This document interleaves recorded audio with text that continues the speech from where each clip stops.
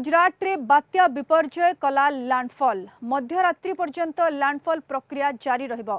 जखायु port निकट रे स्थलभाग छुईला। बात्यार आखि अतिक्रम कला बेलू पवन बेग 150 रु 160 किलोमीटर रहिबो। प्रबल वर्षा संगकु जोरे बहुछि पवन।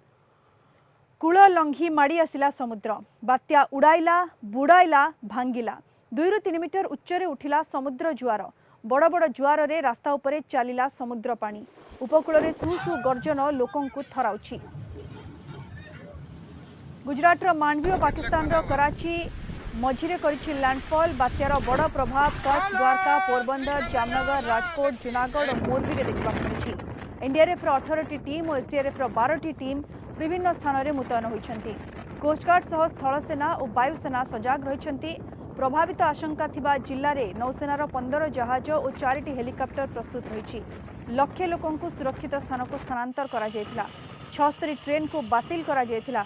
जामनगर विमान बंदररू आसंता काली जाए विमान सेवा बातिल करा जायछि। Very severe cyclone storm Biparjoy is now centered over northeast Arabian Sea, but coming closer to Saurashtra and Kutch coast. Its wind speed at present is 115 to 125 km per hour, gusting to 140 km per hour. With this wind speed, it will hit the coast between Karachi and Mandvi and close to Jakhau port of Gujarat.